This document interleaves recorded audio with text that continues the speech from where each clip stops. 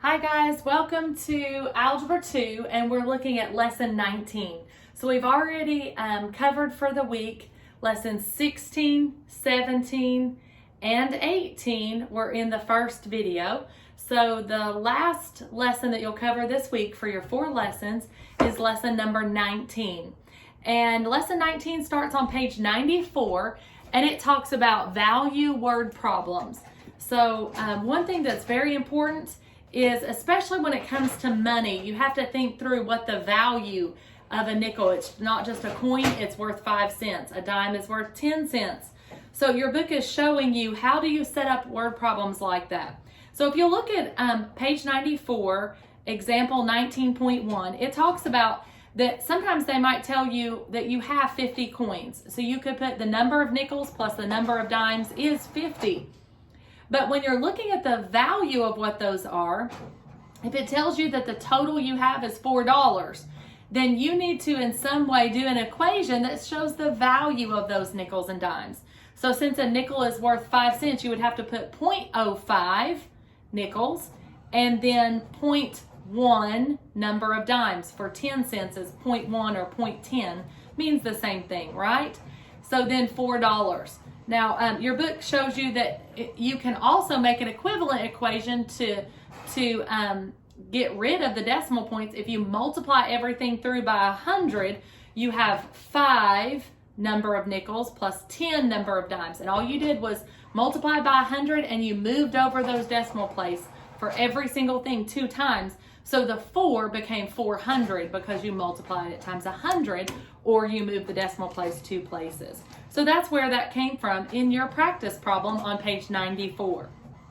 So you've got to set up 2 equations and then solve, and you can either eliminate or substitute and solve those and find out what the number of nickels or number of dime is, and then plug it into the other to find your solution. Now, that's how you do 19.A. And then 19.B talks about that if I have a triangle and I know that 2 angles are the same, therefore the third has to be, because every triangle has exactly 180 degrees. Therefore, I know that if 2 angles are congruent, the third also has to be congruent. So your book is explaining to, if you know angle, angle, then you have to know angle, angle, angle, because it just reasons out that if 2 are equivalent, therefore the third has to be as well. So let's take a look at our practice. And we're on page 96 of our Saxon Algebra 2 book. So it says on practice A, Florence has 80 nickels and dimes. So we need to write that as an equation. So if we know that there are 80 nickels and dimes, we would say number of nickels plus number of dimes equals, and they told us that there are 80. Then it told us that the value was $6.50. Now remember that a nickel is worth 0.05 number of nickels, and then a dime is worth 0.10 or 0.1 number of dimes equals, and the value was $6.50. Now your book is showing you to get rid of the decimals, you want to just move over the decimal place 2, and that would make it equivalent. So it would be 5 number of nickels plus 10 number of dimes equals 650, because now we're dealing in cents, 5 cents, 10 cents, and then 650 cents, right? Now, so this equation and this are what we can easily work with. So I could isolate this and then just plug it in, or I can multiply this whole equation by -5 so that I could eliminate. Now at home you can choose which one. Probably you guys who have had me before know that my favorite is elimination, but some of you guys prefer substitution. So if you want to pause it and do substitution, and then unpause it and check and see if our answers are the same, that would be fun, because remember, there's more than one way to do math, so there's more than one way to solve it. So I'm going to just multiply this equation by -5. So I'm going to get -5 number of nickels plus -5 number of dimes. Remember, I'm distributing this to everything, so I also have to distribute it to 80. So 80 times 5 would be 400, but don't forget your negative sign. Now I'm going to combine these together, and this cancels, so I'm left with 5 number of dimes equals, and I would end up, why did I borrow and carry? I'm not sure, friends. It's a Monday here. I'm not sure what day it is as you're watching this. But 6 minus 4 is 2. So 650 minus 400 is 250. I'm going to divide through by 5. So my number of dimes equals 50. Now our brains say I have solved down, therefore I'm done. But please be careful, because I have solved for the number of dimes, I still need number of nickels. So I'm going to plug it in. The number of nickels plus the number of dimes is 50 equals 80. So I'll subtract 50. So therefore I know my number of nickels equals 30. Now I have 2 solutions and I am finished. And I had to make sure I use the value of one plus the amount total in order to have 2 equations. Since I had 2 unknowns, I need 2 equations. All right, so that was practice A.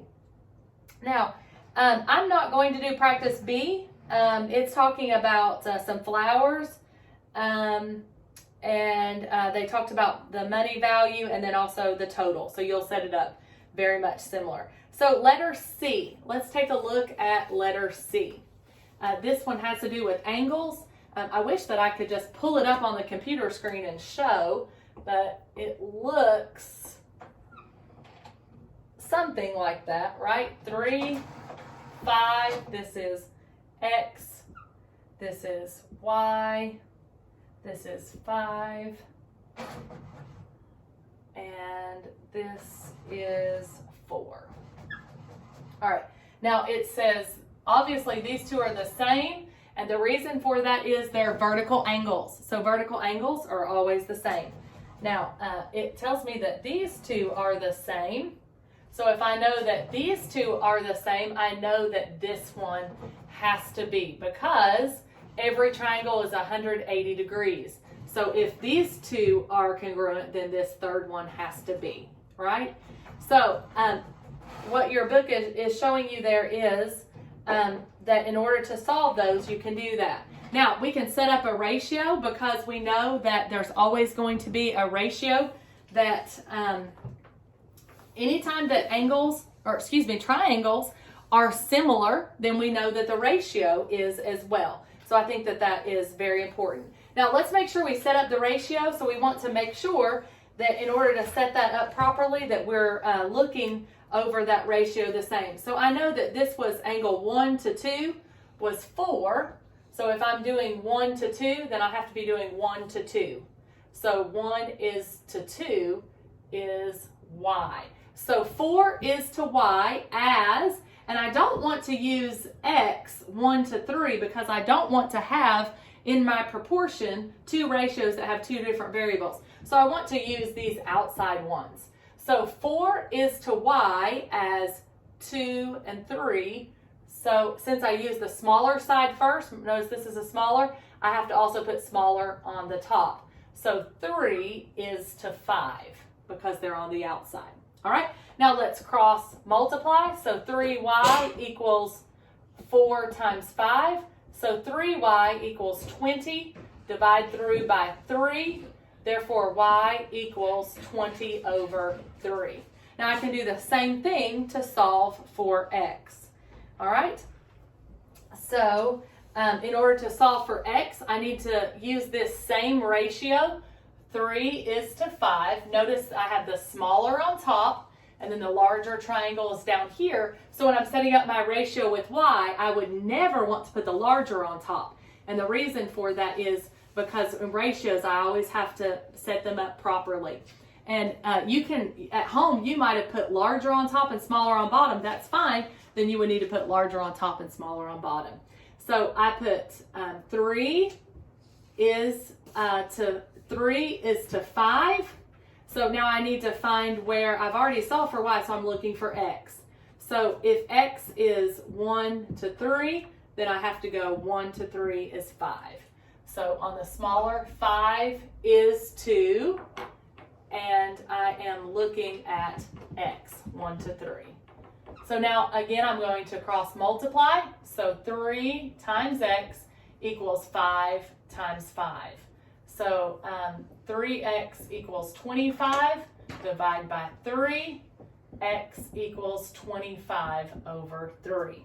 So those are how I set those up, and I also use my ratios. So make sure you, as long as you're doing things organized and in an organized way and making sure to set them up properly, you're going to get a like ratio. So that's really important.